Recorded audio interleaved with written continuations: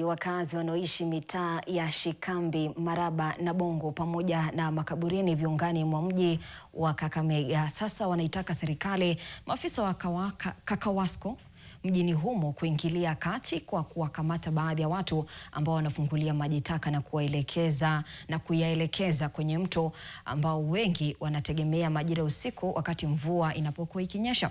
Akisema nao, mwanahabari wetu William Makosi wamefichua kuwa imekuwa vigumu wao kupata maji safi ya kunywa na hata ya matumizi ya msingi, wengine wakilazimika kufunga biashara zao kutokana na uvundo wa maji taka hayo ambayo yametapakaa katika eneo hilo.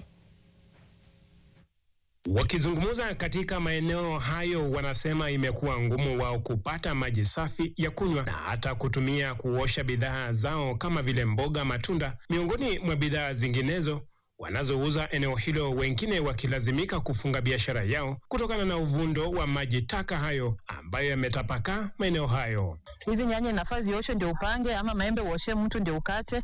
Hata hiyo mboga unaosha ndio ufanye nini ukatie mtu, na hatuko shua na hiyo maji jusiwe jina teremka huko. Kwa kweli tuko na shida sana, hii mtaro inatuletea shida, na kuna wakati mmoja hata mama aliwahi kuanguka hapa. Chifu anajua, sub chifu anajua, tuseme viongozi wote wanajua, mpaka MCA anajua, lakini sasa wakati wa mvua tunaona imekuwa wasi. Na hii nyumba pia vile vile tunaona iko hatarini, itakuja kuua watu. Ama mnangojea iwe ndio mmoja mrekebishe?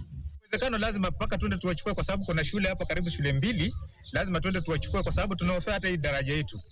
Kuna uwezekano wakati wowote, hata sasa tunaomba kimungu tu. Hii daraja hata venye iko hivi saizi huko isaidia chini na kulika, hata nilikurua litangazia watu wakisema watu wasikuwa wanapita hapo kwa sababu ya hatari hapo mali. Wana wasiwasi ya wanao kupatwa na magonjwa hatari ya kipindupindu kutokana na maji taka hayo yanaendelea kupita kwenye mitaro iliyo karibu na makazi yao, kwani wengi wa watoto hao wamekuwa kichezea maji hayo. Sasa watoto wa shule pia ni hatari kwa wao. Kuna msheria alianguka hapa, tukadhani labda watakuja kututengenezea, lakini wajai. Shimo inaporomoka hadi inafikia kwa hizo nyumba, na tuko na watoto.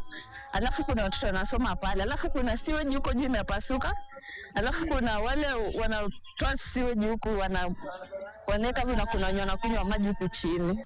Kwa sasa wanalazimika kuyachemsha maji hayo, ila wanasema bado ni hatari kwa afya yao, wakiwataka washikadau kuingilia kati kwa haraka. William Makosi, NTV Mashinani, Kakamega.